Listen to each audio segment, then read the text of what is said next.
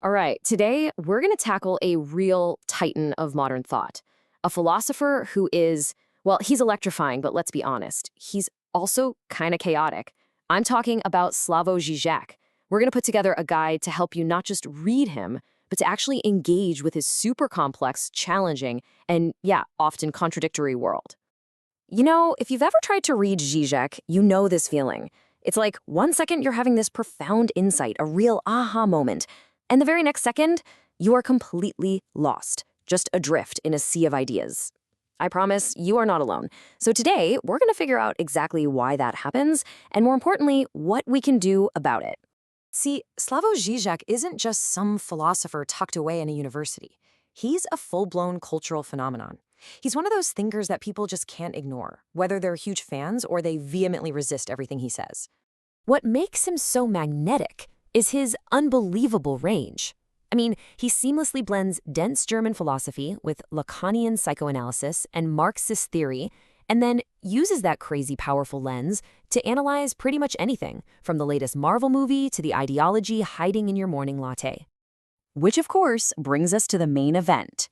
If his ideas are so relevant, why does reading him feel like getting into an intellectual wrestling match? It's time to diagnose the source of this famous disorientation. The reasons are actually pretty straightforward. For one, the man writes a staggering amount and speaks at a dizzying pace. But more than that, his thinking just isn't linear. It's spiral-shaped. He'll leap from topic to topic, constantly re-examining the same idea from a dozen new angles. His whole goal is to provoke you, to shake you out of your comfort zone, not to hand you a neat little summary. And this quote, man, it just perfectly captures that feeling, right? You grasp this profound idea for a second, only to feel it slip right through your fingers. It's an absolutely thrilling experience, but wow, can it be frustrating. But what if you had a tool to help you hold on to that thread? What if you had a key?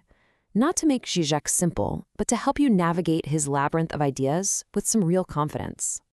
Well, that tool actually exists. It's called the Žižek Dictionary by Isaac Volpe, and it's a book that was born directly out of that tension we all feel between getting it and being totally disoriented.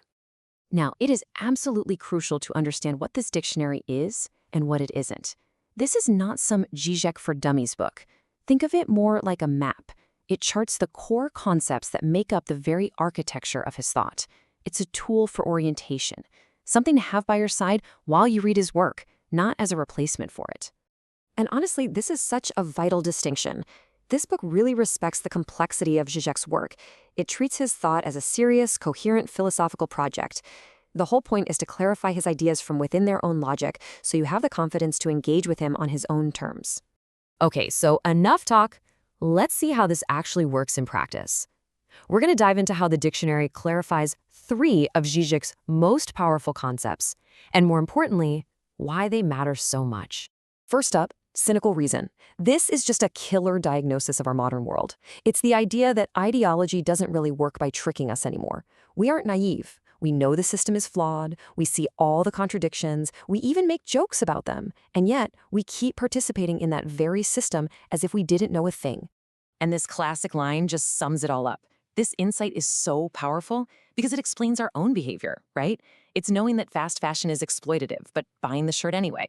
It's knowing a political system is corrupt, but voting the same way you always do.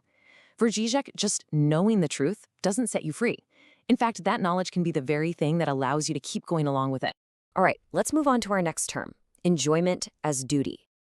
This concept is just a brilliant and honestly unsettling look at modern life. Think about the pressure not just to be healthy, but to love your grueling workout. Not just to work, but to be obsessively passionate about your job.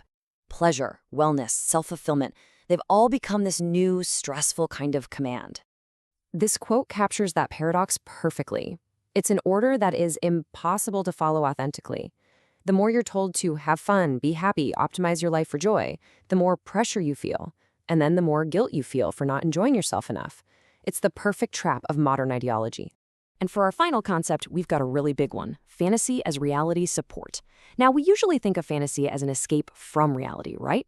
Žižek argues the complete opposite. He says fantasy is the very framework that makes our reality feel consistent and meaningful. It's the unspoken story we tell ourselves that just smooths over all the world's messy contradictions. This super concise quote drives the point home. And why is this so crucial? Because it reveals that our shared social world literally depends on these fantasies. Without foundational stories, like the belief in a unified nation or the ideal of perfect romantic love, or the idea that hard work always pays off, our reality would feel totally chaotic and unbearable. Fantasy isn't the escape, it's the glue holding it all together. So, after that quick tour, you can start to see how this dictionary actually works. It's not just some list of definitions. It's a powerful toolkit for building a deeper, more rigorous understanding of Žižek's entire project.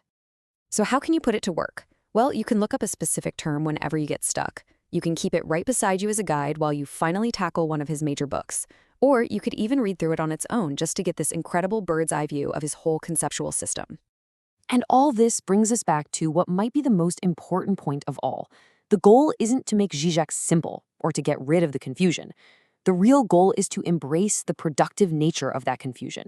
This book gives you the tools to work through it, and that allows you to see the powerful consistency that's hiding underneath the apparent chaos. So, what do you think? Are you ready to stop losing the thread and start productively working through the chaos? If this little taste of clarity has you intrigued and you're ready to dive deeper into the world of Žižek, you can find the Žižek Dictionary by using the link in the description below.